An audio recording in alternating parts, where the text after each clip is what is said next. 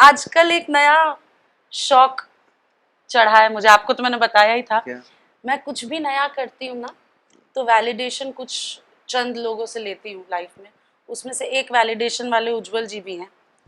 तो अभी नया नया मुझे लिखने का कीड़ा काटा है। तो मुझे छोड़कर जहाँ जाता है उस जगह को घर बुलाता है। कि तू मुझे छोड़कर जहाँ जाता है उस जगह को अपना घर बुलाता है। एक बंजारन तेरे प्यार में पागल है, उसका ख्याल तुझे क्यों नहीं रुलाता है। वाह जिस दिन बंजारन ने आशियां बना लिया वाह। तू बहुत पछताएगा। जिस दिन बंजारन ने आशियां बना लिया तू बहुत पछताएगा। तेरे घर वाले तो इर्द गिर्द रहेंगे पर तेरा दिल बेघर हो जाएगा। क्या बात है, वाह शानदार।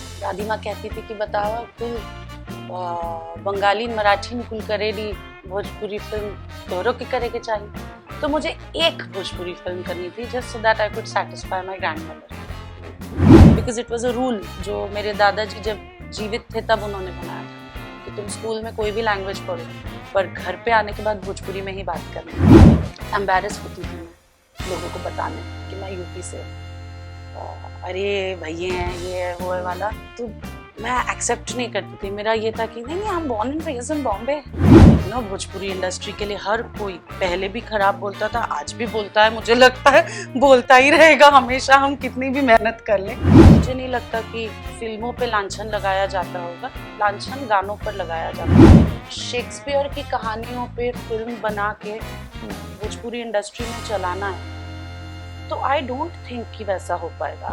और दिनेश जी तो खैर मेरा कंफर्ट लेवल दिनेश जी के साथ इतना अच्छा है कि अगर हम दोनों ने एक भी रिहर्सल नहीं की और हम सेट पे जाके सीन प्ले करेंगे तो फर्स्ट टेक ओके हो जाएगा। आज के समय में तो स्टार की परिभाषा वही है कि जिसकी भाई सबसे तगड़ी फैन फॉलोइंग हो। तो फिर पवन सिंह से बड़ा किसी की फैन फॉलोइंग नहीं। मुझे तो नहीं लगता यार, क्या फैन फॉलोइंग। पवन खेसारी क्यों लड़ते हैं? मैं दोनों से एक साथ अभी पिछले कई सालों से मिली ही नहीं हूँ कि मैं बैठा के पूछूं कि क्यों लड़ रहे हैं आप लोग। क्योंकि अभी आपकी दीदी वाले पॉडकास्ट में मैं सुन रहा था कि आपने कहा कि आई लव माय बॉडी। हाँ, बहुत सारे और भी लोग हैं जो आपको अप्रिशिएट who करते love हैं। my body।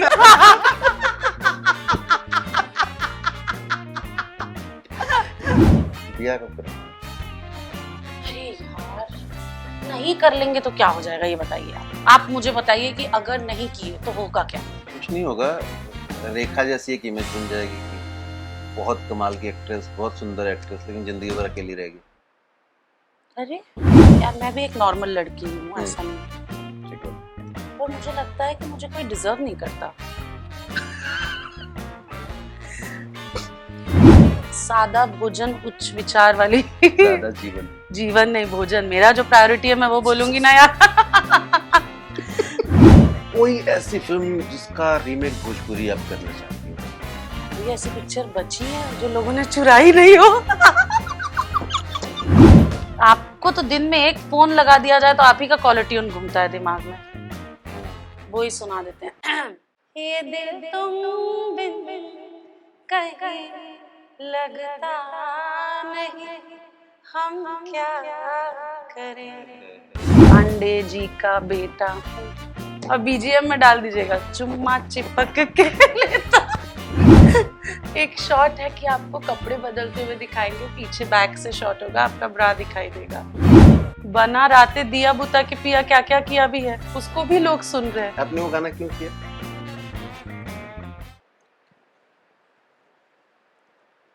अगर ऐसा है तो जब आपकी अदालत पे जाऊंगी तो मैं भी हाथ जोड़ के माफी मांगूंगी कुछ चीजों के लिए। Oh my God.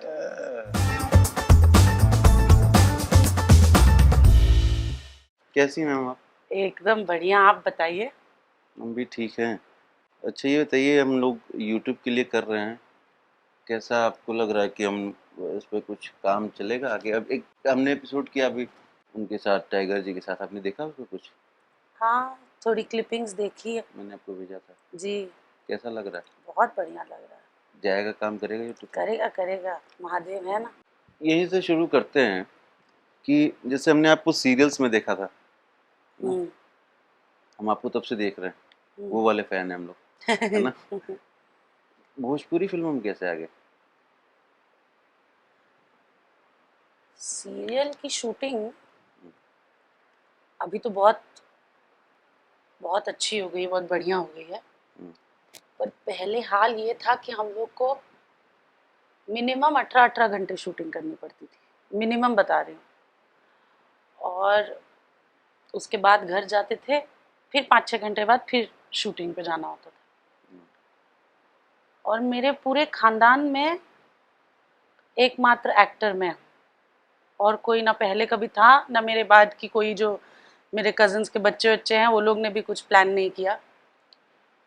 तो ये मुझे लगता था कि बहुत बड़ी बात होनी चाहिए मेरे परिवार के लिए, और थी भी सबके लिए। लेकिन मेरी दादी माँ जो थी, उनको थी बुलाना पड़ रहा है, बहुत दुख है मुझे इस बात का। पर वो हमेशा बोलती थी कि अरे बतावा, 18-18 घंटा शूटिंग या करेलू, और जिला जवार में केहू के पते नहीं खे। हम्म, और मैं जब घर पे आती थी, दादी माँ हॉल में ही सोफे पे ही लेट के टीवी देखती रहती थी। उस समय पे महुआ चैनल एक था, पता नहीं अभी है कि नहीं, मुझे जानकारी नहीं है। और उस पे दिनेश जी की फिल्म परिवार मोस्ट ऑफ द टाइम्स चलती रहती हम्म, थी। दादी माँ देख के कहती थी कि बताओ यार, सब और मोना जी की भी फिल्में आती थी, सबकी फिल्में रहती थी, पाखी जी की।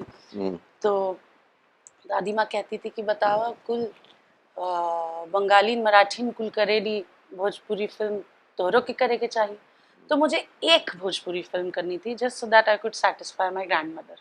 हम्म, और वो एक फिल्म निरहुआ हिंदुस्तानी मैंने की, और सिर्फ दादी माँ के लिए था। क्योंकि दादी माँ के लिए क्यों था ये भी बताती हूँ मैं, कि उनके लिए कितना इम्पोर्टेंट था। मेरे दादाजी जब जीवित थे तो बहुत सिनेमा लवर थे, फिल्में देखना उन्हें बहुत पसंद था। और वो दादी माँ को हमेशा फिल्म दिखाने थिएटर ले जाते थे। अच्छा, और जब वो गुजरे तो उसके बाद दादी माँ ने थिएटर जाना ही बंद कर दिया, क्योंकि उनकी थिएटर की सारी मेमोरीज दादाजी के साथ थी। लेकिन जब मेरी निरहुआ हिंदुस्तानी रिलीज हुई थी, तब मुझे लगता है मेरी दादी 40 साल बाद पहली बार वापस सिनेमा गई थी, और उन्होंने थिएटर में बैठ के फिल्म देखी थी। तो जिनके लिए मुझे करना था फिल्म, उन्हीं का आशीर्वाद है कि मैंने जब फिल्म की तो मुझे इतना प्रेम, इतना सम्मान मिला कि आज 10 साल हो गया उस फिल्म को रिलीज हुए, और आज तक लोग प्यार दे रहे हैं। No doubt. अभी तो निरहुआ हिंदुस्तानी फोरम ने जी 2-3 दिन पहले आई, टीवी पे हाँ। देखा, बड़ा कमाल। वो तो पूरी सीरीज ही कमाल चलती चली जा रही। तो निरहुआ हिंदुस्तानी कैसे मिली आपको? आपने क्या ऑडिशन वगैरह किया था या कैसे? नहीं, एक्चुअली हमारे एक दिनेश जी के और मेरे एक कॉमन फ्रेंड थे, अच्छा, जो बिग बॉस में थे दिनेश जी के साथ। अच्छा, तो उस समय पर दिनेश जी हिंदुस्तानी के लिए एक हीरोइन ढूंढ रहे थे, हम्म, और मैं अपनी दादी माँ को खुश करने के लिए एक भोजपुरी फिल्म ढूंढ रही थी। अच्छा, और उनका नाम था संतोष जी, वो जरिया बने, उनके थ्रू मैं और दिनेश जी मिले। और 2 या 3 दिन के अंदर, उससे पहले मुझे बताया जाता है कि दिनेश जी कई लड़कियों की कास्टिंग, दिनेश जी, सतीश जैन जी और प्रवेश जी, ये लोग कर रहे थे। और हर लड़की में हमारे जो डायरेक्टर थे सतीश जैन सर, वो बोलते नहीं नहीं यार, ये इंडियन में अच्छी लगेगी तो वेस्टर्न में अच्छी नहीं लगेगी, ये वेस्टर्न में अच्छी लगेगी तो इंडियन आउटफिट में अच्छी नहीं लगेगी। नहीं नहीं, हर हर किसी को ना बोल रहे थे। तो जब मेरी बात हुई संतोष जी से, संतोष जी ने जब मुझे मिलाया दिनेश जी से, तो दिनेश जी ने कहा कि मेरे हिसाब से तो आप परफेक्ट हैं, क्योंकि उन्होंने तब तक यूट्यूब पर मेरा सीरियल पलकों की छाँव में का सारा फुटेज देख लिया था। सो ही बिलीव्ड कि मैं एक्टिंग कर लूँगी। जब मैं सतीश जैन जी से मिलने गई तो उन्होंने मुझे निरहुआ हिंदुस्तानी की कहानी सुनाई। तब तक मैं अभी डबल माइंड में थी, बिकॉज भोजपुरी इंडस्ट्री के लिए हर कोई पहले भी खराब बोलता था, आज भी बोलता है, मुझे लगता है बोलता ही रहेगा हमेशा, हम कितनी भी मेहनत कर लें। तो मेरा भी प्री कंसीव्ड नोशन वही था कि पता नहीं क्या होगा, कहानी कुछ चीप सी होगी तो कैसे करेंगे। लेकिन जब मैंने वहाँ कहानी सुनी तो आई वाज लाइक 1 मिनट। और आज मुझे दिनेश जी बताते कि जब आपने 1 मिनट बोला था ना, हम सब डर गए थे, क्योंकि जितनी लड़कियां आती थी वो कहती थी 1 मिनट 1 मिनट, भोजपुरी है तो मैं नहीं करूंगी। तो हमको लगा जब आपने 1 मिनट बोला तो आप भी वही बोलने वाली हो, बट मेरा 1 मिनट इसलिए था कि 1 मिनट कॉन्ट्रैक्ट कहाँ है यार, मेरे को अभी साइन करनी है पिक्चर, तुरंत। तुरंत। और उसी दिन मैंने कॉन्ट्रैक्ट साइन किया। और देखिए, ये भगवान का स्क्रीन प्ले, हम लोग में से कोई क्या समझ पाएगा। आलोक सिंह जी है हमारे इंडस्ट्री के बहुत ही एक वेटरन प्रोड्यूसर, और उन्होंने जब पलकों की छाँव का मेरा फुटेज देखा था तो उन्होंने दिनेश जी को कहा था और प्रवेश जी को कहा था कि कल मैं मिठाई और कॉन्ट्रैक्ट दोनों लेके पहुंच रहा हूँ, आपकी पिक्चर ये लड़की पक्का कर रही है, मुझे भरोसा है। और जब मैंने कॉन्ट्रैक्ट साइन किया, वहाँ मिठाई ऑलरेडी मौजूद थी और मिठाई बट गई कि चलो हमारी फिल्म की हीरोइन फाइनल हो गई फाइनली। वाह, बड़े इंटरेस्टिंग कहानी। अच्छा, अभी आपने कहा बात बात में कि भोजपुरी इंडस्ट्री के लिए लोग बुरा बोलते हैं, क्यों बुरा बोलते हैं? मुझे लगता है ना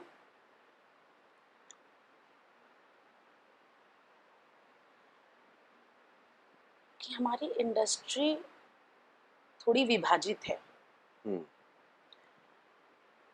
दो चीज़ें चलती है यहाँ पे, एक है फिल्म्स हम्म, और एक है गाने। हम्म, फिल्म्स की एक्सेसिबिलिटी आपको सिर्फ थिएटर या टेलीविज़न में मिल सकता है, बट गाने इतने इजीली एक्सेसिबल है कि हर किसी के हाथ में, आपके मेरे सबके हाथ में अवेलेबल है। यूट्यूब पर कोई सेंसर सर्टिफिकेशन नहीं होता, पर फिल्मों को रिलीज़ करने के लिए बहुत सारे सेंसरिंग से गुजर के अवेलेबल टू ऑडियंस करना पड़ता है। तो मुझे लगता है कि जो बहुत आसानी से उपलब्ध है बिना सेंसर किया हुआ चीज़, और आजकल तो 30 सेकेंड्स 15 सेकेंड्स के रील का ज़माना है, तो उसी 30 सेकेंड और उसी 15 सेकेंड से पूरी बुक को जज कर लिया जाता है। ये जहाँ तक मेरी समझ है इसकी, और तो कोई कारण मुझे समझ में नहीं आता, क्योंकि जब विद्या या नैहर या मंडप या निरहुआ हिंदुस्तानी 1 2 3 4 या राजा बाबू या पटना से पाकिस्तान, जब इन फिल्मों की बात करते हैं तो मुझे नहीं लगता कि फिल्मों पे लांछन लगाया जाता होगा, लांछन गानों पर लगाया जाता होगा। कंफर्म बात। जी। आपने और फिल्में देखी हैं भोजपुरी की? और फिल्में देखती हैं आप? मैं शूट करती रहती हूँ कि इतनी व्यस्त रहती हूँ कि मुझे नहीं टाइम मिलता। अच्छी कहानियाँ बताने में मैं इतनी व्यस्त हूँ कि मैं बहुत ज़्यादा फिल्में देख नहीं पाती। कोशिश करती हूँ देखने की, पर नहीं देख रियली, पाती। जैसे मान लीजिए आप एक तरीके की अच्छी फिल्में कर रही हैं, साथ में कुछ और भी फिल्में बन रही हैं जिनमें बुराई नहीं कह रहे हैं, लगभग एक ही स्क्रिप्ट पे कई सारी फिल्में बन रही हैं, एक ही कहानी है, हीरोइन है, शहर से आई है, बस स्टैंड पे उतरी है, टकरा गई हीरो से, फिर दोनों में थोड़ी तकरार हुई, फिर लड़की का हीरो भाई जो है वो विलन है, कहीं का विधायक है, लड़का कोई ऑटो वाला है या कुछ ऐसा है। ऑलमोस्ट इस कहानी पे कई सारी फिल्में हमने देखी हैं। तो आपके साथ जो और फिल्में चल रही हैं उनको हमको लगता है कि आपको एक बार देखना चाहिए। खैर, नहीं जब नहीं, मैं यूट्यूब आपको बताती हूँ।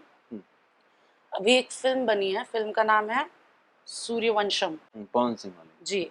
और इसके प्रोड्यूसर हैं हम्म, निशांत जी, निशांत जी। डायरेक्टर हैं रजनीश मिश्रा जी। और ये कहानी जितनी बेसिक वन लाइन आपने सुनाई ना, हम्म, उतनी ही बेसिक कहानी है, इजी स्टोरी, जो हमको लगता है कि यार वही घिसा पिटा है, पर हार्ट टू हार्ट कनेक्ट वही करता है। आज चौथे हफ्ते सिनेपोलिस में संडे को हाउसफुल थी वो पिक्चर। तो फिल्म किसके लिए बनाई जा रही है? ऑडियंस के लिए। देख कौन रहे हैं? ऑडियंस। हमारी ऑडियंस को जो पसंद है वो बनाना हमारा फर्ज है, मुझे लगता है। ठीक बिल्कुल बात है। बिल्कुल।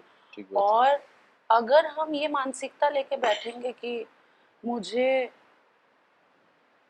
शेक्सपियर की कहानियों पे फिल्म बना के हम्म, भोजपुरी इंडस्ट्री में चलाना है, तो आई डोंट थिंक कि वैसा हो पाएगा।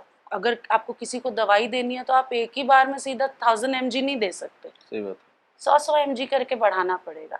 जैसे वही आपने जो घिसा पिटा स्क्रीन प्ले बोला, उसी घिसे पिटे स्क्रीन प्ले में न्यूनेस थोड़ा सा ऐड किया है, वही 100 mg ऐड किया है। और सूर्यवंशम इतनी बड़ी हिट चल रही है जिस समय पे कोई फिल्म नहीं चल रही उस समय पे। सो आई थिंक धीरे धीरे करके चीजें बदल रही है और लोग भी समझ रहे हैं इसको, तभी जा रहे हैं फिल्म देखने। अगर आपको आपके हिसाब से देखा जाए, आप क्या चेंज अगर कुछ चाहती हैं कि मतलब एकदम परफेक्ट इंडस्ट्री तो आपकी अकॉर्डिंग भी नहीं होगी, तो अगर कोई चेंज चाहती हूँ कि हमारी इंडस्ट्री में ये चेंज है, ऐसा बदलाव कुछ है, क्या चाहती हैं? कोई एक ऐसा बदलाव मैं चाहती हूँ कि मेजर? हमारी इंडस्ट्री में बहुत फंड्स आए, कसम से यार। हम लोग कई बार हम ऐसी ऐसी चीजें शूट करना चाहते हैं जो दिखाना जरूरी है, just because we lack funds, हम लोग कम है। हाँ बजट कम है, वो चीजें नहीं दृश्या पाते हैं। और उतने मिनिमल बजट में भी हमारे डायरेक्टर्स फिल्म बना के दे देते हैं। आई थिंक इट्स कमेंडेबल और उनकी तारीफ होनी चाहिए सच में। बहुत कम दिन में भी बना लेते हैं ऐसा। हाँ, क्योंकि कम दिन में, कम साधनों में, कम खर्च में ही उनको बनाना है, क्योंकि फंड्स नहीं है। तो अच्छा, मैं चाहती हूँ कि फंड्स आए, यही फंड्स आए, हाँ, बड़े प्रोड्यूसर्स जुड़े, बिल्कुल तो शायद कुछ और अच्छी फिल्में बन सकती हैं। बिल्कुल। एक बात है कि जैसे पता चलता है कि जो डायरेक्टर्स हैं, टेक्नीशियंस हैं, इनकी फीस बहुत कम है। जो स्टार्स हैं वो काफ़ी ज़्यादा, मतलब वो रेशियो इनकम बहुत अंतर है। आप एग्री करते हैं इस बात से? बिल्कुल है ऐसा। क्या इसमें आपको नहीं लगता कि स्टार्स को भी थोड़ा ऐसा करना चाहिए कि भाई हम थोड़ा कम बजट के साथ अच्छे टेक्नीशियंस उठाएं? नहीं, क्या होता है ना, जैसे हमारी इंडस्ट्री में जब भी विपदा आती है तब स्टार का कंधा ही खोजा जाता है वो जिम्मेदारी उठाने के लिए कि फिर से रिवाइव किया जाए। और स्टार, मैं दिनेश जी को जानती हूँ, मैं पवन जी को जानती हूँ, मैं खेसारी जी को जानती हूँ, मैं चिंटू जी को जानती हूँ, मैं कल्लू जी को जानती हूँ। ये सब लोगों ने मेरी आंख के सामने अपने आधे प्राइस में फिल्म की है, इसलिए क्योंकि इस कहानी को कहने से शायद इंडस्ट्री का भला हो सकता है। पटना से पाकिस्तान दिनेश जी ने बहुत मिनिमल प्राइस में की थी। पवन जी ने अपनी कई फिल्में बहुत मिनिमल प्राइस में की है, मैं जानती हूँ इस बात को, मैं बताना नहीं चाहती फिल्मों का नाम।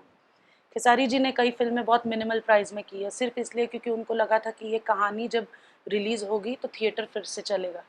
तो ऐसे कई सारे एक्टर्स हैं जिन्होंने ऐसे समय पर फिल्मों की जिम्मेदारी उठाई है, तो ये लांछन हमें उन पे नहीं लगाना चाहिए। जब चीज़ ठीक चल रही है, सामने वाला पैसा देने को तैयार है, तो क्यों नहीं लेंगे। ठीक बात है।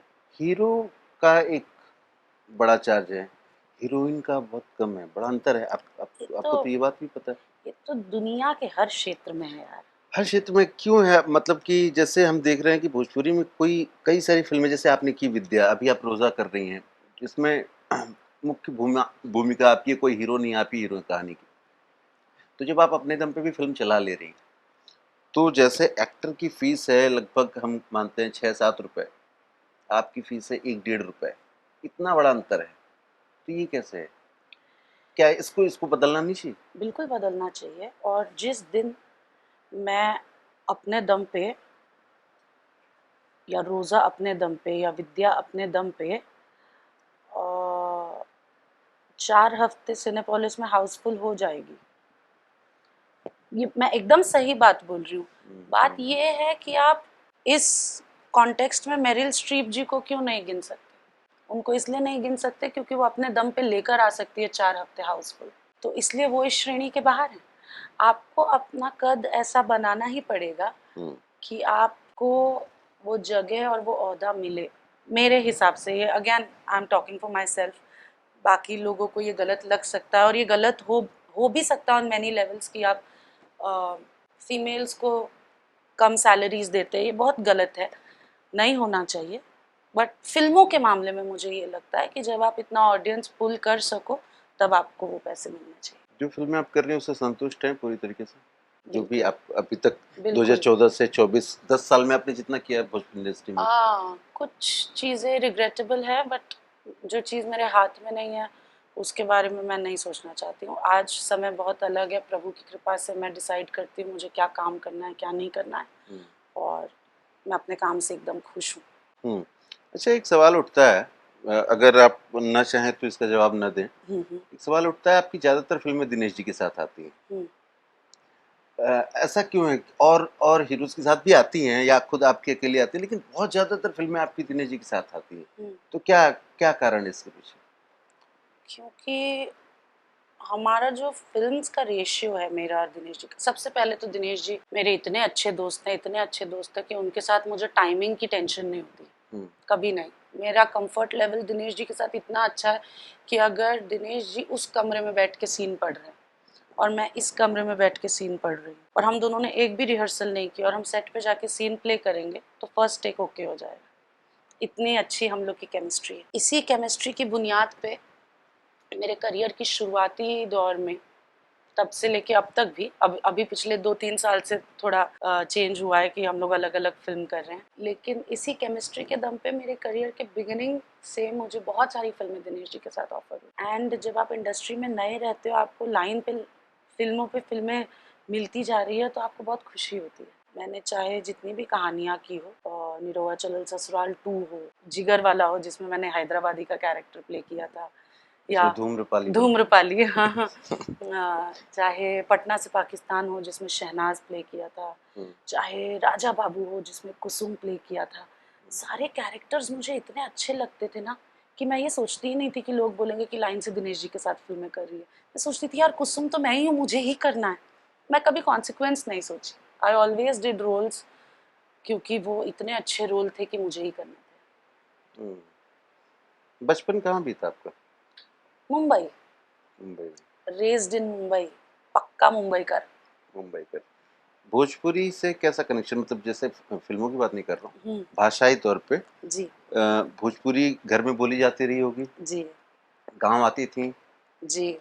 वहाँ बोली जाती थी। भोजपुरी से कैसा कनेक्शन था उस समय? क्या आप नॉर्मल घर में बात करती थी भोजपुरी मैं में? नहीं करती थी, मेरी दादी और मेरी पापा? दादी माँ, पापा, चाचा लोग, हम लोग जॉइंट फैमिली में रहते थे। अच्छा। तो मेरे पापा 5 भाई हैं और हम सब एक ही घर में रहते थे, और दादी माँ सब चाचा लोग दादी माँ से भोजपुरी में ही बात करते थे, because it was a rule जो मेरे दादाजी जब जीवित थे तब उन्होंने बनाया था कि तुम स्कूल में कोई भी लैंग्वेज पढ़ो, बाहर तुम्हारे जो, वो पहले घाटकोपर में रहते थे, बाहर तुम्हारे जितने फ्रेंड्स हैं उनके साथ मराठी में बात करो, हिंदी में बात करो, आई डोंट केयर, पर घर पे आने के बाद भोजपुरी में ही बात करना है। So it was a rule जो मेरे दादाजी ने बनाया था, फिर उनके जाने के बाद भी उनके बच्चों ने, मेरे चाचाओं ने, पापा ने उसे फॉलो किया। तो निरहुआ हिंदुस्तानी 1 जब आप देखेंगे, आप मेरे कुछ कुछ डायलॉग्स देखेंगे जो एकदम बनारसी है, एकदम गाजीपुरी, क्योंकि मिठाई भैया वो डायलॉग्स बुलवाते थे दिनेश जी के बड़े भाई। अब वो जब सेट पे उपस्थित होते थे तो मेरा गाजीपुरिया भोजपुरी निकलता था, और जिस सीन में वो नहीं होते तो मेरा फुल गोरखपुरिया भोजपुरी ही निकलता था, जाती आटी खाती आटी होता था। तो आप जब भी वो फिल्म दोबारा कभी देखिएगा तो आप महसूस करेंगे। तो घर पे मैंने बचपन से गोरखपुर की भोजपुरी सुनी है, तो मेरा कमांड थोड़ा थोड़ा था लैंग्वेज पे, और एम्बैरेस होती थी मैं लोगों को बताने जब मैं मुंबई में थी। तो किस चीज के लिए ये एम्बैरेसमेंट होती थी कि मैं यूपी से हूँ। अच्छा। बहुत बहुत, क्योंकि इतना लुक डाउन अपॉन किया जाता था ना, अरे भैया हैं, ये है वो है वाला, तो मैं एक्सेप्ट नहीं करती थी। मेरा ये था कि नहीं नहीं, I am born and raised in Bombay, ये वाली थी मैं। फिर जब जैसे जैसे उम्र बढ़ी और मुझे समझ में आया कि लोगों को ये पता है कि उत्तर प्रदेश, बिहार, झारखंड का व्यक्ति आएगा, इतना मेहनती है, इतना मेहनत करेगा कि आपकी जगह पे भी खुद ही राज करने लगेगा, इसीलिए उनको ऐसे पोर्ट्रे किया जाता है। तो ये पोर्ट्रेयल से डरना नहीं है, गर्व होना चाहिए कि आप उत्तर प्रदेश से हैं और भोजपुरी भाषी हैं। और भोजपुरी भाषी हैं, बिल्कुल। एक सवाल चल रहा है, मैंने कुछ अभी सोशल मीडिया पे भी देखा, वीडियोस में, भोजपुरी का सबसे बड़ा स्टार कौन है? आप क्या मानती हैं, कौन है भोजपुरी का सबसे बड़ा स्टार? भोजपुरी का सबसे बड़ा स्टार,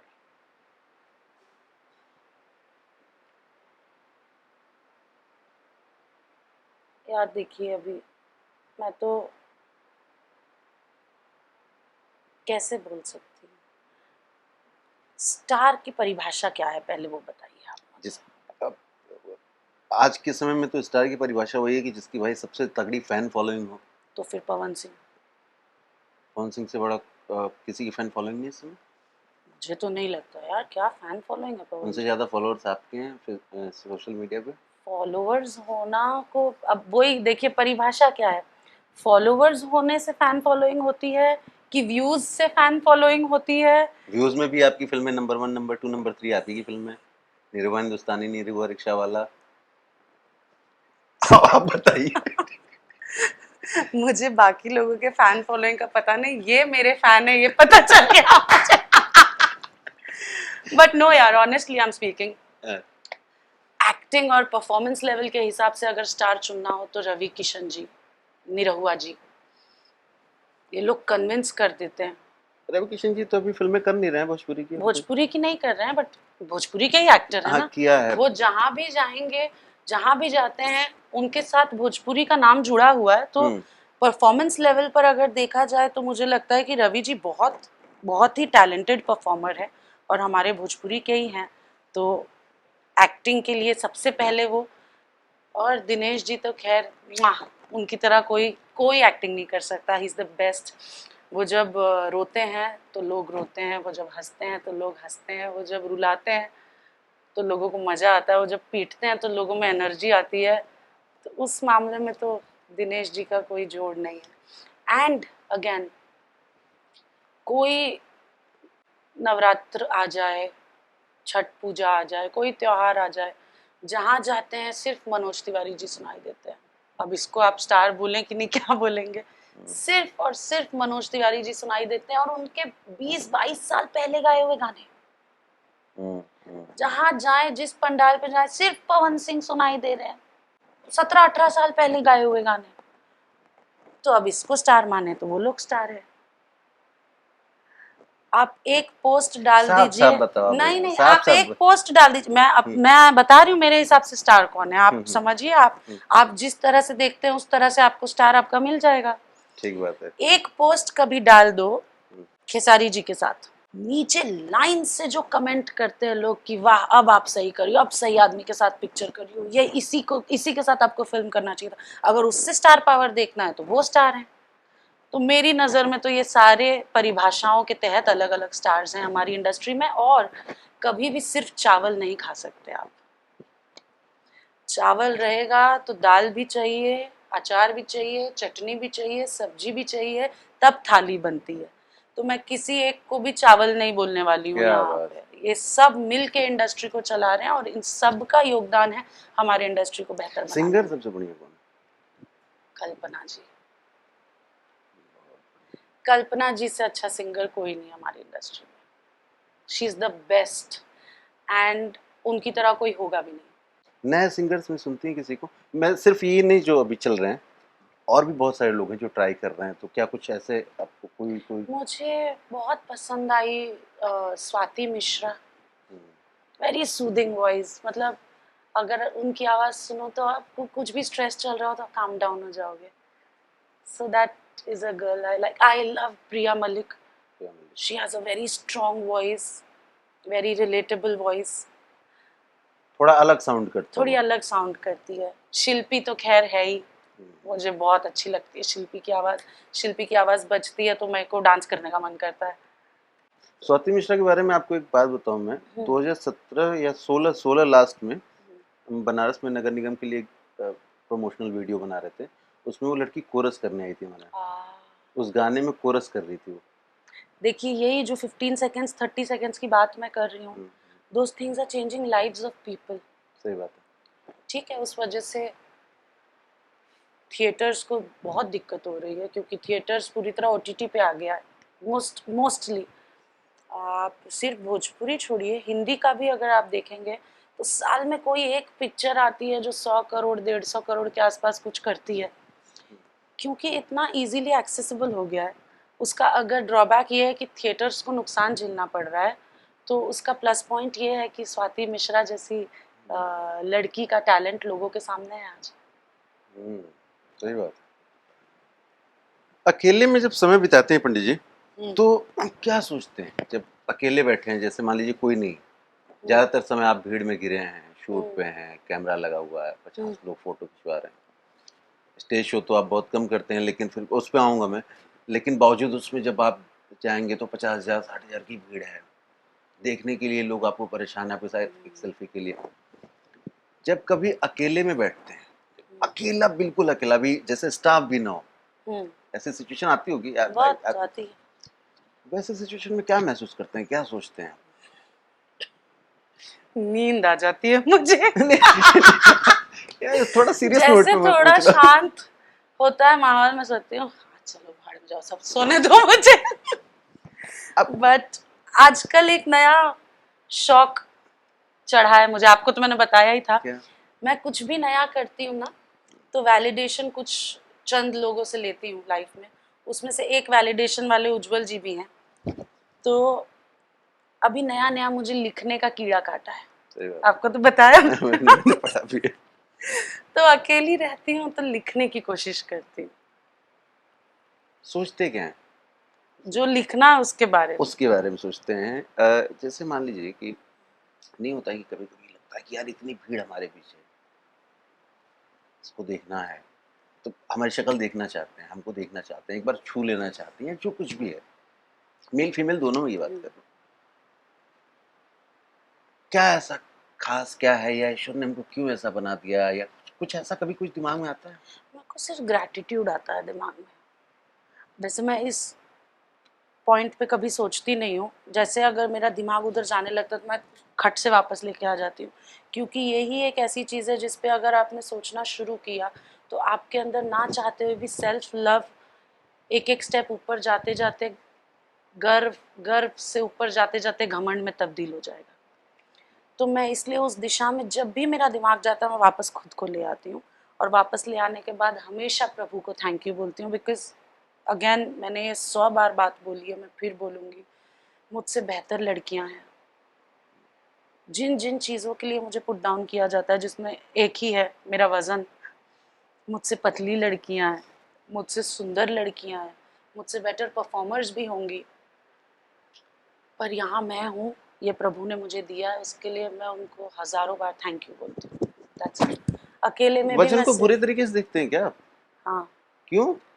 ये आपकी इतनी जो फैन फॉलोइंग है, वजन उसमें की वजह नहीं से। नहीं, उसमें से किसी ने आपको इस बात पे टोका है कि आप मोटी हैं, या कोई ऐसा बॉडी शेमिंग टाइप का, या कुछ? क्योंकि अभी आपकी दीदी वाले पॉडकास्ट में मैं सुन रहा था कि आपने कहा कि आई लव माय बॉडी। हाँ, बहुत सारे और भी लोग हैं जो आपको अप्रिशिएट हु करते लव हैं। My body.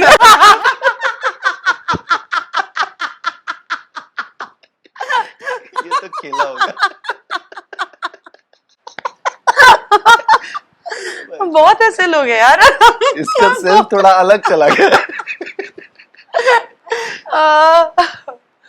No but again body shaming से मुझे फर्क नहीं पड़ता, बट को नहीं लगता कोई करता होगा? नहीं करते हैं यार, लोग करते हैं लोग? करते हैं ऑब्वियसली। कमेंट्स आते हैं इससे? बिल्कुल बहुत आते हैं।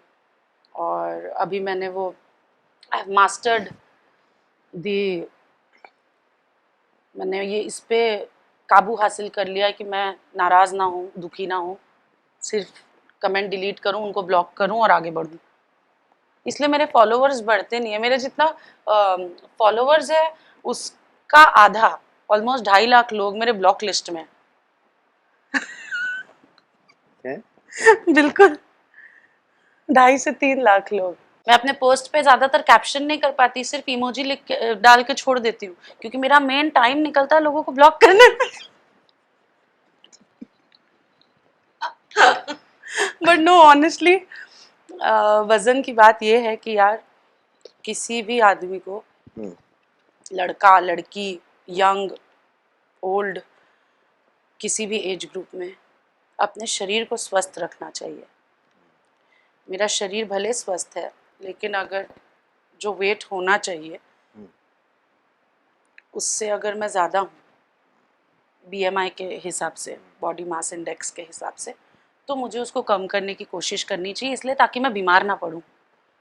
मोटापा बीमारियों का घर होता है, इस वजह से मैं पतली होना चाहती हूँ। बाकी बॉडी शेमिंग वेमिंग ये लोग है। ब्याह कब करेंगे? अरे यार, नहीं कर लेंगे तो क्या हो जाएगा ये बताइए आप मुझे बताइए कि अगर नहीं किए तो होगा क्या? कुछ नहीं होगा, रेखा जैसी एक इमेज बन जाएगी कि बहुत कमाल की एक्ट्रेस, बहुत सुंदर एक्ट्रेस, लेकिन जिंदगी भर अकेली रहेगी। अरे, हाँ, और अगर किसी को अकेला ही रहना है तो क्यों रहना है? क्यों नहीं रहना है? बोझ लगता है मुझे किसी और का होना। साथ मेरे में। मेरे माता पिता, मेरी दीदी, मेरे जीजू, हम्म, बाकी मेरा पूरा परिवार, उससे भी बड़ा मेरा शूटिंग का परिवार, इसके अलावा जगह नहीं है मेरे पास किसी और आदमी के लिए। किसी के भी लिए नहीं, क्योंकि आएगा तो टाइम लेगा, टाइम नहीं है देने को। हम्म, और मैं खुश हूँ ऐसे। देखिए क्या होता है। आपको सुन के, देखिए आप एक पब्लिक फिगर है ना, आपको बहुत सारे लोग आदर्श भी मानते होंगे, हम्म, कई सारी लड़कियां होंगी जो घर में सुन रही होंगी, है ना। हम तो अली दीदी ना करत थी ब्याह में ना करब। हम्म। उन लोगों के लिए क्या कहना है जो अपने घर में बगावत कर जाए कि नहीं यार देखो इतनी बड़ी हीरोइन है और सब कुछ है, वो शादी नहीं कर रही है, हम भी नहीं करेंगे, हम भी अकेले यार मैं रहेंगे। किसी से बगावत थोड़ी कर रही हूँ। मम्मी पापा तो चाहते ही होंगे। आप मिले मेरे मम्मी पापा से? नहीं नहीं मिले तो हैं, फिर मम्मी से मिले हैं, लेकिन इस बारे में कोई बातचीत नहीं है। तो खैर, हमसे नहीं, करेंगे भी क्यों वो बातचीत। मैं आप ये बताइए कि मतलब अगर कोई आपको सुनने वाला, हम्म, इस कॉन्सेप्ट क्या आपको अब बुरा लगता है शादी का? नहीं, हम्म, मुझे, यार मैं भी एक नॉर्मल लड़की हूँ, हम्म, ऐसा नहीं है, ठीक बात। पर मुझे लगता है कि मुझे कोई डिजर्व नहीं करता। और इतना अच्छा कोई इंसान बना इतना है। इतनी नॉर्मल लड़की हैं कि इनको कोई डिजर्व नहीं करता। ये कैसी नॉर्मल लड़की है जिसको कोई डिजर्व नहीं कर रहा? हाँ। नहीं यार, मुझे शादी के कॉन्सेप्ट से कोई प्रॉब्लम नहीं है। मेरे सारे मित्रों ने शादी की है, सबकी शादियों में मैं गई हूँ, नाची हूँ। एक बार को जब फेरे हो रहे थे मेरी दोस्त मनस्वी और विनीत के, तो मुझे लग भी रहा था कि यार मेरे को भी कर लेनी चाहिए यार। पर जितना प्यार उन दोनों के बीच एक दूसरे के लिए है, उतना प्यार अगर मुझे किसी से हो जाएगा ना उज्जवल जी, तो मैं बिना देखे कौन है, क्या करता है, सब छोड़ के शादी कर लूँगी। तब वो सारी जिम्मेदारियां, उसे वक्त देना, उसके बच्चे पैदा करना, उसके परिवार का ख्याल रखना, तब ये सारी चीज़ें अच्छी लगने लगेगी। अभी ऐसा कोई है नहीं, तो ये चीज़ में मतलब उसको इंटरेस्ट। फुल टाइम जॉब मान के चलते हैं कि वो करेंगे तो फिर पूरा फुल समय टाइम उसको देंगे। जॉब नहीं, मैं कोई भी चीज़ आधे मन से नहीं कर सकती, सॉरी। हम्म, मैं अगर फिल्म भी करती हूँ तो फुल कंसंट्रेशन देती हूँ। शादी का मतलब क्या है? शादी का मतलब है दो परिवारों का एक होना।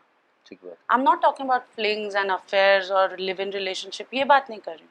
मैं बात कर रही हूँ शादी की। तो शादी का मतलब ये है कि दो परिवार एक दूसरे से मिलते हैं, उसके बाद अब अपनी जिम्मेदारियों से नहीं भाग सकते। तो जब मैं इस कदर प्रिपेयर्ड रहूंगी कि मैं वो जिम्मेदारी उठा लूंगी इसके लिए, क्योंकि ये है कि मैं इसके लिए जिम्मेदारी उठा लूँ, ये इस कदर प्यार करता है कि इसके लिए मैं ये सब कर लूँ, तभी कर पाऊंगी, वरना नहीं कर पाऊंगी। इतना प्यार करने वाला कोई मिलना चाहिए। समझ रहे हैं आप लोग? तो बोलेगा लोग नीचे, तो कर ना।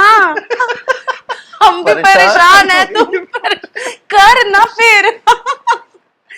ओ भाई। पूछेंगे जरूर कि तो आपसे प्यार करने का प्रोसीजर क्या है, फॉर्म कैसे फिल कर। बट नहीं यार, जब जीवन में लिखा होगा हम्म, कोई सही बंदा आएगा एक नहीं, और ले जाएगा। आपके लिए एक चीज मैंने फोन में रखी हुई है, वो ये है कि अच्छा ये स्क्रीन पे भी आ जाएगा, ऐसे मैं दिखा देता हूँ। ये 92 बॉर्न है। स्क्रीन पे और मत लाना यार, बाकी डिटेल्स भी होगी, अच्छा नहीं ठीक है, एड्रेस वेड्रेस होगा, लेकिन आधार कार्ड नंबर होगा। मेरा बैंक खाली करा देगा ये आदमी। तो 92 किए हैं तो आप मतलब लगभग होगी 32 साल की जी। प्लस होगी। एक तरीके से मेरा सजेशन है, कर लेनी चाहिए। खैर, तो ये आप बताइए पॉडकास्ट लेने आए कि सजेशन देने आए? सजेशन मतलब ये पॉडकास्ट मतलब क्या, वो तो आपकी बातचीत उम्र है क्या ना। है? हमारी आपसे 2 साल छोटे हैं। 2 साल छोटे हैं, 30 साल के तो आप भी हो 30 गए। साल के हो गए। और अभी बताया ही संतोष जी ने घड़ी चेन दिलवा रहे हैं आपको, तो आप क्यों नहीं कर लेते? करो तो कर ना। तो बात खुद ये है का कि प्रॉब्लम ये है ना कि 90s के जो बच्चे हैं ना, हम्म, आप 90s के बच्चों का लिस्ट निकाल के देख लीजिए। सिर्फ इंडिया की बात नहीं कर रही हूँ, पूरे वर्ल्ड में 90s के बच्चों को पता नहीं क्यों प्यार में विश्वास नहीं है। सबसे ज्यादा अनमैरिड आपको 90s के बच्चे मिलेंगे जिनको नहीं करनी है शादी। पता नहीं क्या था उन 10 सालों में, उस डेकेड में ऐसा क्या हुआ है। एक सदी खत्म हो रही थी ना। हाँ मे बी, मे बी। या ये भी खूब चला था ना कि 2012 में दुनिया खत्म हो जाएगी, तो ये लोग सोचे होंगे कि यार उसी के आसपास अपने को बच्चे पैदा करने, क्यों मारे इनको क्यों पैदा मारे? करके। सही बात भाई, किताबें पढ़ते हैं पंडित जी? कभी कभी किस टाइप की किताबें पढ़ते हैं? मर्डर मिस्ट्री, एगाथा क्रिस्टी, एक ही ऑथर की लगभग कई किताबें मैं पढ़ चुकी हूँ मर्डर मिस्ट्री। ऐसे हिंदी साहित्य में प्रेमचंद वगैरह ये सब स्कूल में तो पढ़ा होगा। सुनती हूँ, ऑडियो बुक्स सुनती हूँ। मेरा मेरा देखिए, इस बात को लोग गलत समझेंगे तो मैं अभी से माफ़ी चाहती हूँ। आपकी जिस भाषा में पढ़ाई हुई है ना, वो आपकी फर्स्ट लैंग्वेज बन जाती है, आपकी इजी लैंग्वेज। मेरे लिए इंग्लिश पढ़ना बहुत आसान है।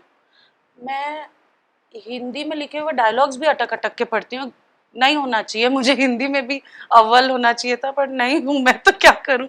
तो मैं पढ़ नहीं पाती, मैं ऑडियो बुक्स सुनने की कोशिश करती हूँ। जैसे कफन मैंने सुनी है, लोगों ने पढ़ी होगी, मैंने सुनी। कफन बहुत कमाल की कहानी है, बनाने लायक। आई नो बहुत कमाल की बहुत कहानी। बहुत। और अगर आप करें उसका बुधिया का कैरेक्टर उसमें, आहा, है ना, बाप रे, रोंगटे खड़े हो गए। सही में बहुत जबरदस्त है। वो वाला सीन है बुधिया। ना जब लास्ट में सब दारू पीते हैं और वो मर चुकी है, उसके लिए मतलब उसको जलाने के लिए, उसकी चिता के लिए पैसे ये सब उधार कर्ज लेके आते हैं और रास्ते में बैठ के पीने लगते हैं उस पैसे का, है ना। बुधिया जब भी नाम लेते हैं तो मुझे वो दो उबले हुए आलू दिखने लगता है। मुझे बुधिया दिखती नहीं है, उसकी वैल्यू उससे भी कम दिखती है। भुने हुए आलू, भुने हुए आलू, हाँ। भुने हुए आलू जो आग में जलाते बाप रे, कहाँ पहुंच गए हम हैं। हाँ महाराज। सही में यार है। अच्छा, इसी को देखिए, इसको बोलते हैं लिटरेचर, साहित्य लेखन की ताकत की। कब लिखा उस आदमी ने, और आज भी और तमाम लोग लिख रहे हैं, आज के समय में भी लिख रहे हैं, लेकिन प्रेमचंद की कुछ कहानियां या उस दौर में जो लिखा जा रहा था, और सबसे बड़ी बात ये अपने बेल्ट की कहानी है। बिल्कुल। जैसे अपने बेल्ट के पंकज त्रिपाठी हैं, अपने बेल्ट के मनोज वाजपेयी हैं, जो हिंदी फिल्मों में, हमको लगता है कि अगर भोजपुरी फिल्मों में करते वो लोग तो आपको नहीं लगता ग्रो करती इंडस्ट्री? जबकि पंकज भाई ने तो अभी 2-3 इंटरव्यूज में बोला भी कि मैं एक भोजपुरी फिल्म प्लान कर रहा हूँ, बनाऊंगा। वही मैंने भी वो इंटरव्यू देखा था और मैं बता नहीं सकती मैं कितनी खुश हुई थी वो देखकर। और पंकज भैया जब भी मिले भी हैं मुझसे, मैं अपने जीवन में 2-3 बार उनसे मिली हूँ, और जब भी मुझसे मिले हैं उन्होंने मुझे हमेशा ये बोला है, मतलब बहुत बड़ी बात लगती है उनके जैसे व्यक्ति का ये कहना कि तुम अच्छा करती हो, मैं तुम्हारा काम देखता हूँ कभी कभी, तुम अच्छा करती हो। मेरे को इतना प्राउड फील होता है ना, मुझे ऐसे बटरफ्लाईज आने लगती है पेट में कि यार पंकज भैया मेरी तारीफ कर रहे हैं। उधर तो नहीं एक्सप्रेस कर पाती, पर बहुत खुशी महसूस होती है जब उनकी तरह इतना मजा हुआ एक्टर आपको खाली ऊपर ऊपर से ही सही अगर बोल दे रहा है कि आप अच्छा काम करते हो। ऊपर से नहीं, मैं भी पिछले साल मिला था तो मैंने आपको बताया भी था कि हाँ। बड़ी तारीफ कर रहे थे आपकी, और मैंने आपको एक और जानकारी दी थी कि वो आपको इंस्टा पे फॉलो करते हैं। हाँ। आप एक बार चेक कर लीजिए। हे भगवान, आपको पता नहीं था। उस दिन मैं ऐसी थी, ओह गॉड, मुझे पता ही नहीं था। पर सोचिए, I am so happy, I am so lucky. वाह वाह। पंकज त्रिपाठी, या उनको लगता है कि इधर से गए हुए कई सारे ऐसे आर्टिस्ट हैं, जैसे प्रकाश झा हैं, जिस तरह की फिल्में उन्होंने दामुल से शुरुआत की थी और गंगाजल वगैरह जिस तरह की फिल्म, हमारा जो बेल्ट है इसके पास है बहुत कुछ, अपने पास हम लोग उतना इस्तेमाल नहीं कर पाते उन चीज़ों का, या नहीं हो पाता है, पलायन है। पर अगर आप देखेंगे ना, जैसे पता नहीं मुझे शूट कहाँ हुई है गंगाजल, पर आप गंगाजल देखो, दबंग देखो, ऐसा लगता है कि भोजपुरी फिल्म ही है हिंदी में। हिंदी में डब है। और सब जगह चलने का कारण भी यही है कि भोजपुरी आज भी अपनी जमीन को नहीं छोड़ा है, अपनी जमीन से जुड़े हुए हैं भोजपुरी लोग आज भी, चाहे दुनिया के किसी भी कोने में हो। और कोई भी फिल्म दुनिया भर में चलने का रीजन यही है कि लोग रिलेटेबल फील करते हैं, तभी चलते हैं। तो ऐसी जो स्क्रिप्ट्स होती है, चाहे गंगाजल हो चाहे दबंग हो, वही मैं बोल रही हूँ, लोग उससे इतना रिलेट कर जाते हैं कि सब लोग जाके देखते हैं, और चाहे वो किधर भी कोई भी कहीं लैंग्वेज भी का हो, भी आदमी हो, किसी भी भाषा का आदमी हो, क्योंकि भारत का कल्चर इतना जमीन से जुड़ा हुआ कल्चर है पूरे भारत का, कि जब ऐसी कोई फिल्म, हम जब साउथ की फिल्में देखते हैं रॉबिन हुड टाइप की, हम लोग को मजा नहीं आता, बिल्कुल आता है, बिल्कुल आता है, क्योंकि कल्चर तो एक ही है ना, और हम रिलेट कर जाते हैं उससे। True true true. चुनाव लड़ेंगे? अरे देखिए, सारे लोग चुनाव लड़ रहे हैं ऑलमोस्ट, अभी देखिए पवन सिंह भी आ गए, कोई आपको नहीं लगता कोई लेडी सिंघम निकलनी चाहिए चुनाव लड़ने के मुझे लिए? अपनी स्क्रिप्टों को अच्छे से शूट करवाने के लिए प्रोड्यूसरों से लड़ने से फुर्सत नहीं है कि मैं जाके चुनाव लड़ूं। नहीं यार, नहीं लड़ अच्छा, अगर पाऊंगी। लड़ेंगी कभी तो क्या कुछ संभावना है आगे चल के लड़ सकती हैं, या मेरा एक पैसा मन नहीं है चुनाव लड़ने का, बस मैं इतना ही कहना चाहती हूँ। और बिल्कुल ऐसी पार्टियां हैं जिनकी मानसिकता से मैं जुड़ी हुई हूँ, और उनका प्रचार आपने काफी किया है? प्रचार मैं करती हूँ, क्योंकि उनकी जो मानसिकता है, उनके जो विचारधारा है, वही मेरी भी विचारधारा है कई हद तक। लेकिन जब आप पार्टी ज्वाइन कर लिए तो आपने वो हद पार कर दिया। मैं अपनी हद में रहना चाहती हूँ, कोई भी कंप्लीटली परफेक्ट नहीं होता, और मैं भी नहीं हूँ। मैं अगर किसी पार्टी के साथ जुड़ गई तो मेरा और वो पार्टी का नाम एक हो जाएगा, और मैं अपने लाइफ में बहुत ही फ्री इंसान हूँ, मेरी एक गलती से वो उधर लांछन लग जाएगा, तो ये सब क्यों करना? नहीं करना, बिल्कुल नहीं। बहुत बढ़िया। कंट्रोवर्सी में क्यों नहीं रहती हैं आप? इतना फालतू टाइम नहीं है मेरे पास। अरे उसके लिए क्या करना है, एक छोटा सा पोस्ट डाल देना, किसी के बारे में कुछ बोल देना, जैसे अभी चल रहा है, आपको तो बताने की जरूरत ही नहीं है कि कंट्रोवर्सी ऐसे चलती है कि सुनिए कि गाने जो है, गानों पे गाना, और ऑडियंस आपकी भैया ऐसी है भोजपुरी गाने सुनने वाली, भैया के लिए मार करके खेत बेच देंगे सब गाने सुनने के लिए। तो प्रेम है, देखो तो प्रेम है, प्रेम है। तो ये वाला, ये ऐसा क्यों नहीं, आप क्यों नहीं करते? और भी बहुत सारे लोग चलता रहता है कि ये हो गया, वो हो गया, फलान ढिमकान, दिस दैट। यार सादा भोजन उच्च विचार वाली सादा जीवन, जीवन नहीं भोजन, मेरा जो प्रायोरिटी है मैं वो बोलूंगी ना यार।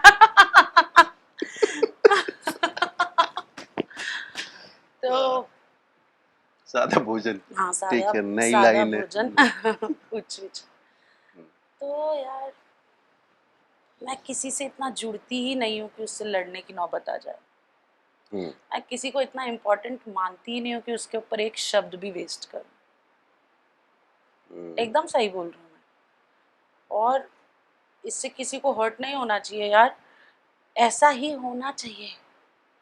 वो अपनी जिंदगी में क्या कर रहा है उससे मेरे को क्या लेना देना, मैं क्यों बोलने जाऊं? और अगर मैं इतनी शुभचिंतक हूं तो जाके उनको अकेले मिलूंगी तो बता दूंगी कि यार ऐसे मत करो। हिंदी फिल्मों में, हिंदी फिल्में तो आपने काफी देखी होंगी, बहुत। कोई ऐसी फिल्म जिसका रीमेक भोजपुरी आप करना चाहती हो?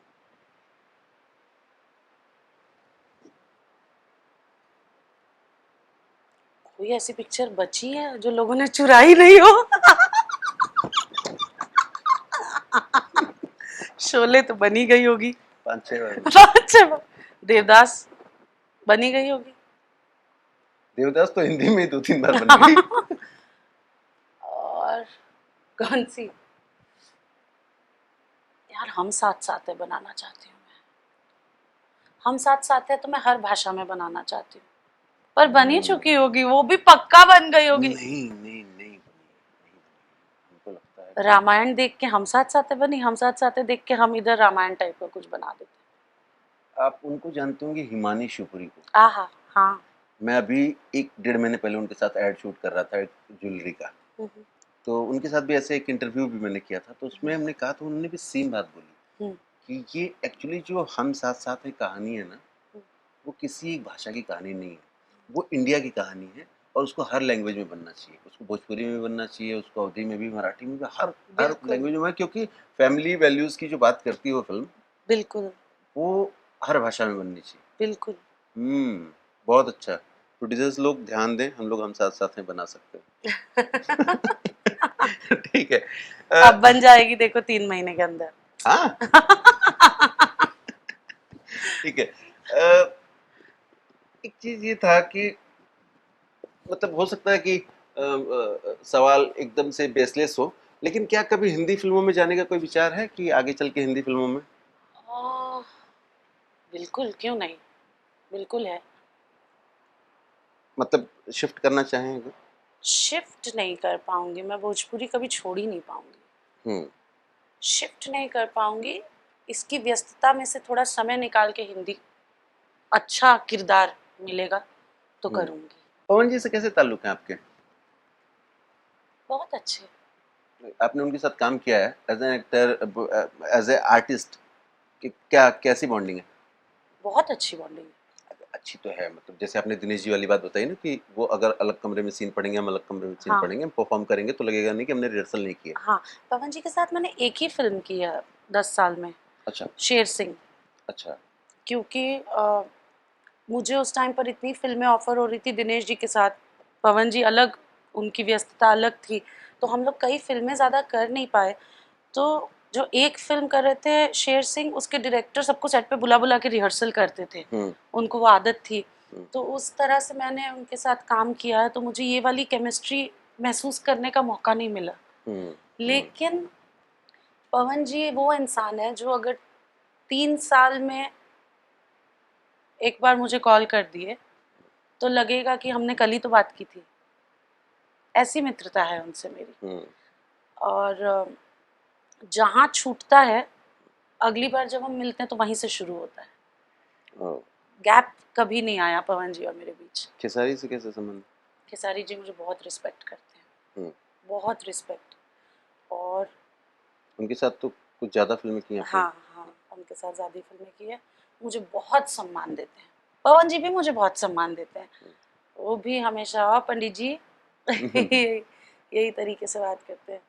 खेसारी जी इतनी रिस्पेक्ट करते हैं मुझको कि मैं कभी सेट पर जाऊं तो मैं जब मेरा कॉल टाइम अगर लेट होगा तो उनके बाद ही पहुंचूंगी, तो मैं गाड़ी से उतरूं उससे पहले वो मुझे रिसीव करने आ जाते। वो स्टार है यार, वहाँ गोरखपुर में हम शूट कर रहे थे, लाखों की भीड़, उनको ज़रूरत नहीं थी उठ के मेरे पास आने की, पर इससे उनका वो बड़प्पन दिखा कि वो कितना सम्मान करते हैं मेरा।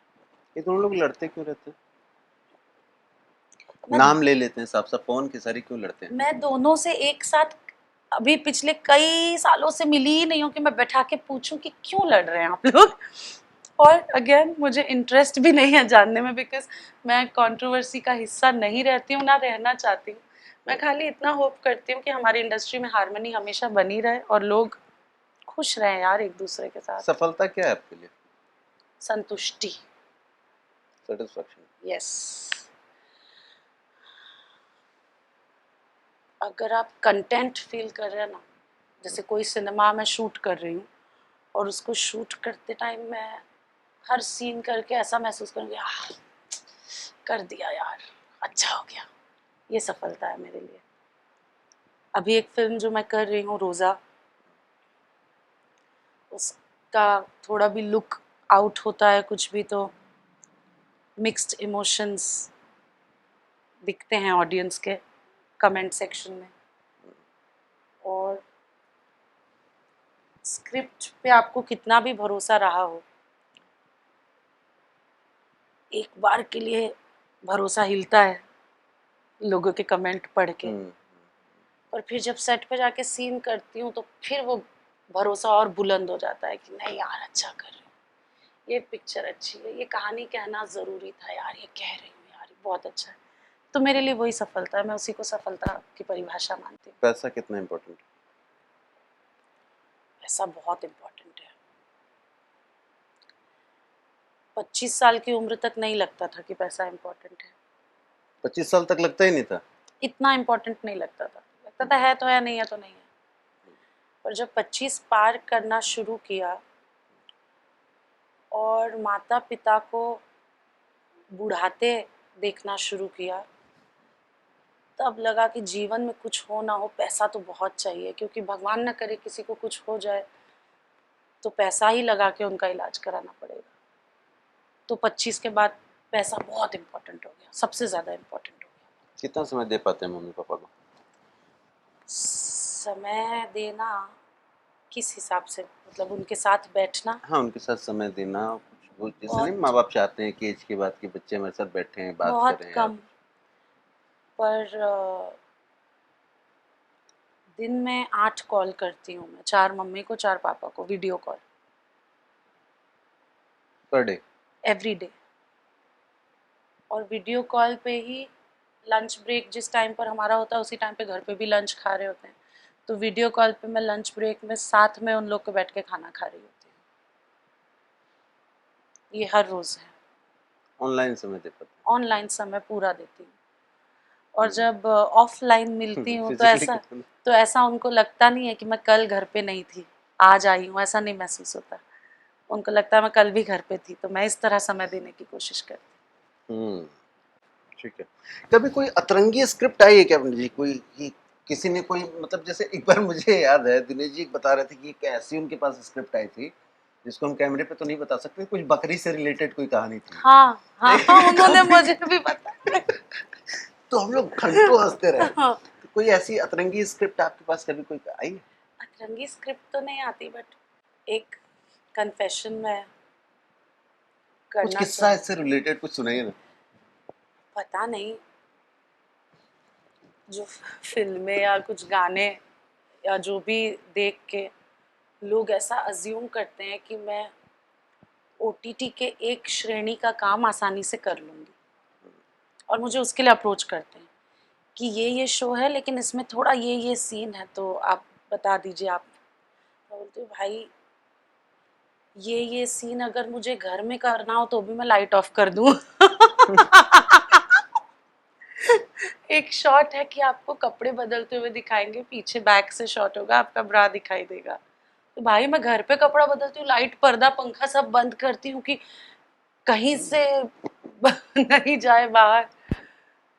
तो अच्छा, ऐसी डिमांड आज भी लोग लेकर के आते करते थे? हैं यार वो सब।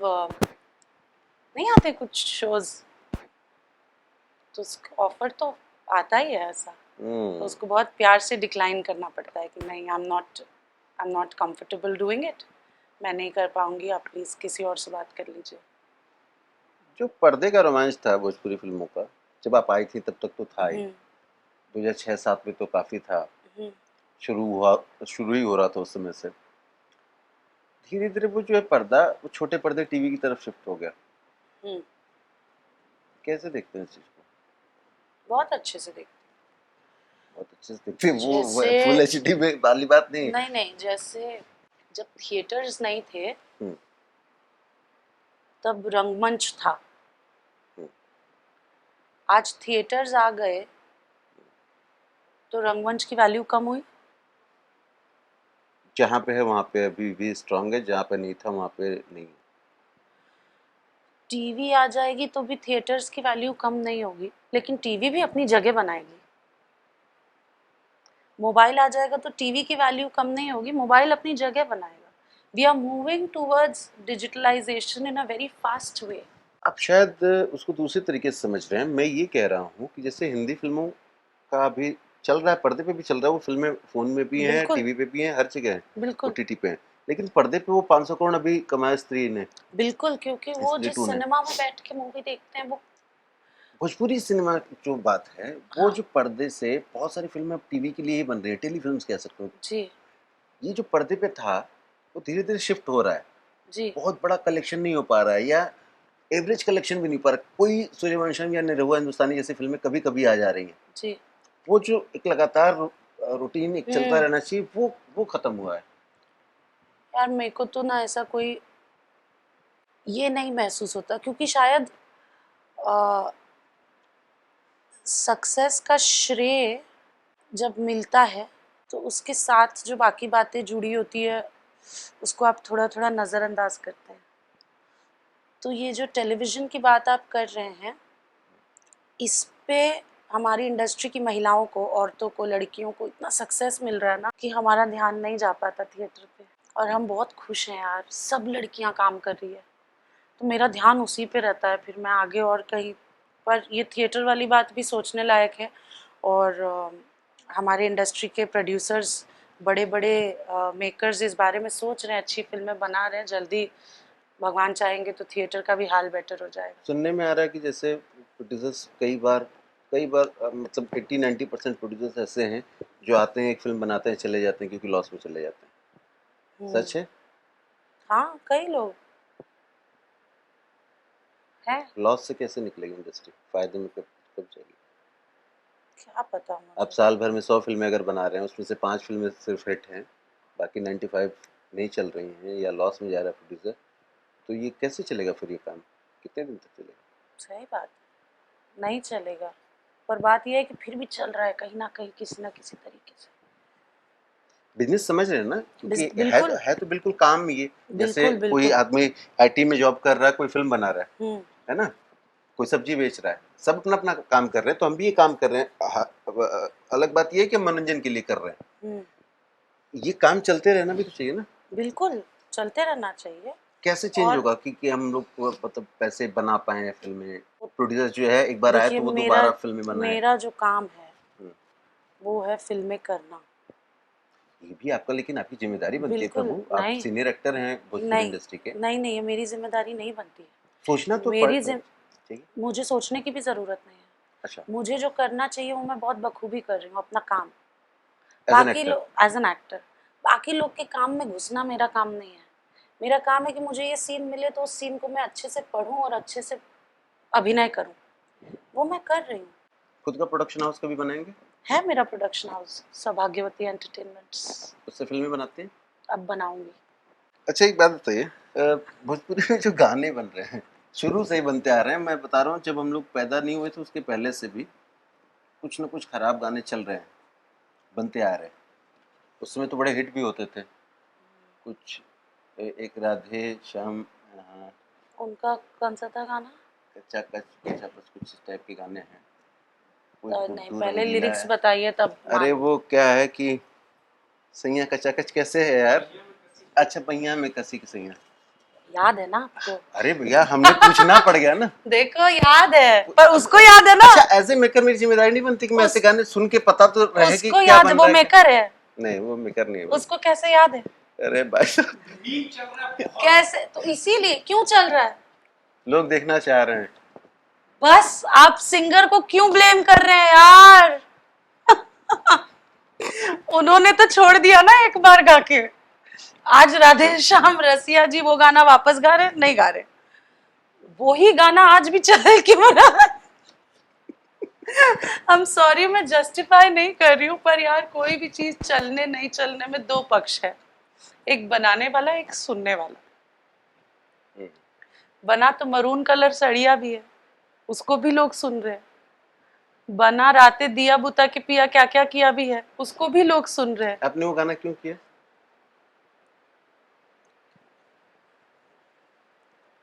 कर लिया, स्पेशल अपीयरेंस था फिल्म में तो। लिरिक्स आपने सुने थे? बिल्कुल। कोरियोग्राफर आया था, कोरियोग्राफर ने तो बता रहा था ना शॉर्ट्स। कोरियोग्राफर हमारे रामदेवन सर थे, उनको खुद ही आधी भोजपुरी नहीं समझ में आती थी, तो इतना एम्बैरेसमेंट नहीं था सेट पे। पर मैं वही कह रही हूँ कि वो गाना है, उसके भी व्यूज हैं। देवी गीत है, उसके भी व्यूज है। जो लोग सुनते हैं उन चीजों का व्यूज मिल जाता है। अब मुझे लगता है कि दो पक्ष जिम्मेदार है इसमें, सिर्फ सिंगर को नहीं ब्लेम करना चाहिए। रवि किशन आपकी अदालत में आए थे, तो उन्होंने हाथ जोड़ के ऐसे माफी मांगी सबसे कि भैया हमने लहंगा वाला जो रिमोट वाला गाना किया था, हम्म। उसके लिए हम सबसे माफी मांगते हैं। हर हर महादेव बाबू, माफ कर दो हमको, ठीक है। ओह गॉड। अगर ऐसा है तो जब आपकी अदालत पे जाऊंगी तो मैं भी हाथ जोड़ के माफी मांगूंगी कुछ चीजों के लिए। Oh my God. बट मेरे हाथ में नहीं था यार, हाँ बोलना ना बोलना। मैं सच बोल रही हूँ। बहुत आगे बढ़ने के बाद मैंने ये महसूस किया कि बस अब नहीं। तब तक मेरे हाथ में नहीं था उज्जवल जी। Women were not given much choice. So जिसमें इसमें किसी को ब्लेम नहीं करना। चांस के लिए मैं बहुत थैंकफुल हूँ।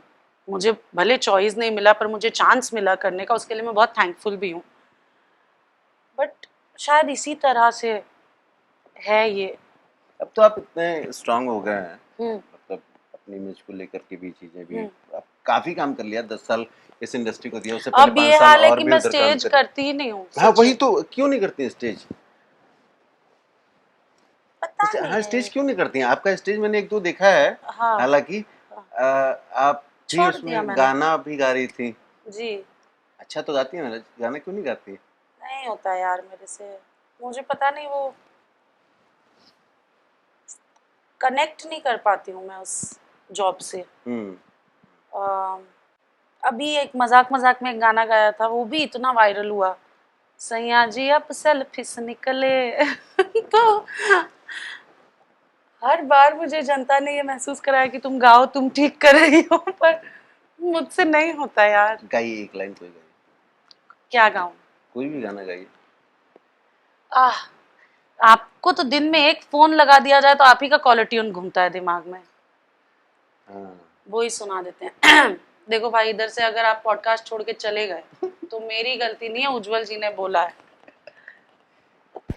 ये दिल तुम बिन कहीं लगता नहीं, हम क्या करें।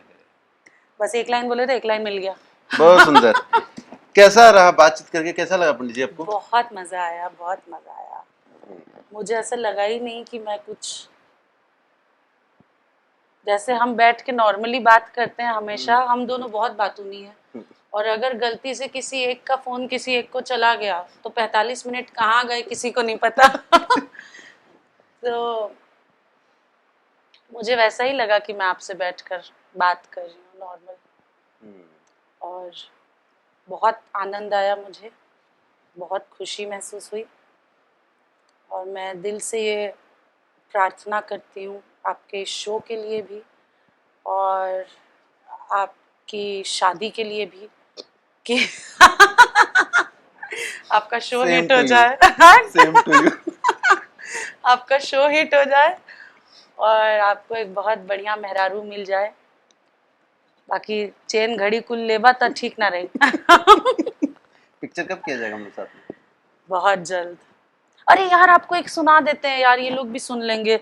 लाइफ में मैंने कभी भी जो लिखा है वो किसी के सामने पढ़ा नहीं है, पर मैंने सोचा था कि जब उज्जवल जी के पॉडकास्ट पे आएंगे तो मेरे इतने अच्छे मित्र हैं तो उनके लिए कुछ एक्सक्लूसिव माल रखा आए है। है क्या बात। तो ये जब कल आपने हमसे बात की हम्म। उसके बाद ही हमने गर्मा गर्म लिखा है। वाह। तू मुझे छोड़कर जहाँ जाता है उस जगह को घर बुलाता है।